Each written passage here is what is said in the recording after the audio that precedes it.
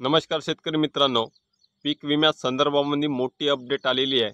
काल मंत्रिमंडळामध्ये बैठक घेण्यात आली कृषी मंत्र्यांसोबत आणि महाराष्ट्रातील 34 जिल्ह्यातील शेतकऱ्यांना आता आनंदाची बातमी आहे। आता ज्या शेतकऱ्यांचा पीक विम्यापासून आजपर्यंत अडून बसले होते, पीक विम्याचे पैसे त्यांच्या खात्यामध्ये आले नव्हते, यासाठीच कृषी मंत्र्यांनी आता पीक विम्याच्या कंपनीच्या प्रतिनिधीसोबत बैठका घेऊन त्यांचे कान टोचण्याचे काम सुरू केलेले आहे।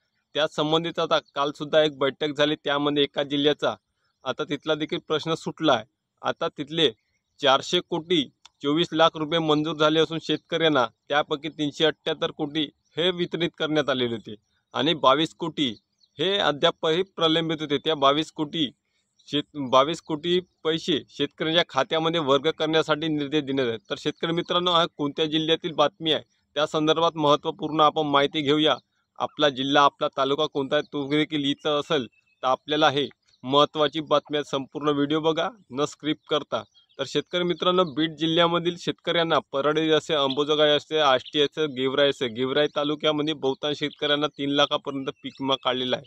तर त्या शेतकऱ्यांसंबंधित संपूर्ण माहिती ऑफिशियल वेबसाईटवर घेऊया का आपल्या राज्याचे कृषी मंत्री यांनी त्या भारतीय विमा कंपनीच्या सचिव आणि उपसचिव त्यासोबतच कृषी आयुक्तालय यांच्यासोबत बैठक घेऊन त्या बीड जिल्ह्यातील शेतकऱ्यांच्या 400 कोटी हे 400 कोटी 24 लाख मंजूर करण्यात आलेले पीक विम्याचे, त्यापैकी 378 कोटी वाटप करण्यात आले आणि 22 कोटी हे अद्यापही प्रलंबित आहे। त्यामुळे ते संपूर्ण पैसे 31 ऑगस्टपर्यंत वाटप करण्याचे निर्देश दिलेले आहे। आता संपूर्ण बातमी आपण त्यांच्या ऑफिशियल वेबसाईटवर जाऊन बघूया की आकडेवारी किती आणि कोणत्या बीड जिल्ह्याच्या बैठकीमध्ये आपले कृषी मंत्री धनंजय मुंडे यांच्या अध्यक्षतेखाली प्रमुख अधिकारी भारतीय कृषी विमा कंपनीच्या अधिकाऱ्यांची एकत्रित बैठक घेण्यात आली आहे। तर त्यामध्ये आपल्या बैठकीस कृषी संचालक विनय कुमार आवटे, उपसचिव श्रीमती पाटील, भारतीय कृषी विमा कंपनीचे व्यवस्थापक श्री सावंत यांच्यासह आदी देखील उपस्थित होते। तर मित्रांनो, हे बघा, मुंबई 13 तारखेची म्हणजे कालचीच बैठक आहे तर शेतकऱ्यांसाठी घेतलेली। आता इकडं बघा, बीड जिल्ह्यात 2023 ते 24 खरीप हंगाम एकूण 400 कोटी 24 लाख रुपये पीक विमा अंतर्गत मंजूर करण्यात आलेले असून त्यापैकी फक्त शेतकऱ्यांच्या खात्यामध्ये 378 कोटी 21 लाख रुपये वितरित संबंधित शेतकऱ्यांच्या खात्यात जमा करण्यात आले आहे।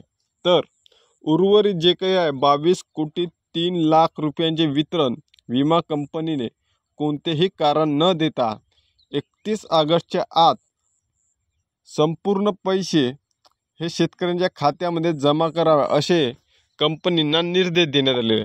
तर त्यामध्ये आता शेतकरी मित्रांनो, कोणते अंबोजोगाई तालुका आहे त्यामध्ये 1,03,684 शेतकरी आहे। आष्टी तालुक्यात बीड जिल्ह्यातील 2,57,822 शेतकरी आहे। त्यासोबतच बीड जिल्ह्यातील 2,71,308 शेतकरी। धरूर या तालुक्यामध्ये 88,596 शेतकरी। गेवराई तालुक्यामध्ये 3,34,946 शेतकरी। त्यासोबतच काजी या तालुक्यामध्ये 2,24,825 शेतकरी।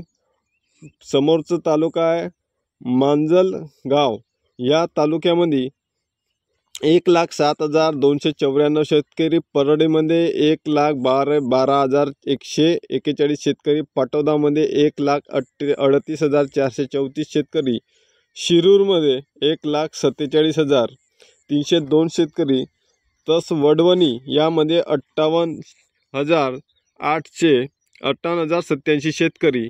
या सर्व शेतकऱ्यांना आता पीक विम्याचे वितरित करण्याचे आदेश हे विमा कंपनीला, भारतीय कृषी विमा कंपनीला कृषी मंत्र्यांनी 13 तारखेच्या बैठकीमध्ये देण्यात आलेले आहे। तर शेतकरी मित्रांनो, इकडे बघा, बीड जिल्ह्यामधील रब्बी व खरीप हंगामातील शेतकऱ्यांना हक्काचा पीक विमा मिळावा यासाठी कृषी मंत्री तथा जिल्ह्याचे पालकमंत्री बीड जिल्ह्याचे धनंजय मुंडे यांनी सातत्याने पीक विमा कंपनी समवेत बैठका घेऊन वेळोवेळी विमा वितरणाची व्यवस्था केलेली आहे। पावसाचा खंड, दुष्काळाचे निकष अशा तांत्रिक बाबती अडचणी येतात। मुंडे यांनी कृषी विद्यापीठातील शास्त्रज्ञ, हवामान तज्ज्ञ यांची मदत घेऊन पीक विमा कंपनीस ह्या पीक विमा देण्यास भाग पाडले। या दरम्यान कोणतेही कारण न देता नाकारलेले जे पीक विम्याचे अर्ज आहे ते सर्व अर्ज शेतकऱ्यांना पीक विम्याच्या रकमेमध्ये 31 ऑगस्टपूर्वी त्यांच्या खात्यामध्ये जमा करण्यात यावे असे निर्देश आपल्या जिल्ह्याचे बीड जिल्ह्याचे पालकमंत्री धनंजय मुंडे यांनी दिलेली आहे। त्यामुळे आता ज्या शेतकऱ्यांचे आता प्रलंबित आहे अर्ज, ज्या शेतकऱ्यांना अद्यापपर्यंत पीक विमा मिळाला नाही त्या शेतकऱ्यांना आता पीक विमा मिळण्यास हा मार्ग सोपा झाला।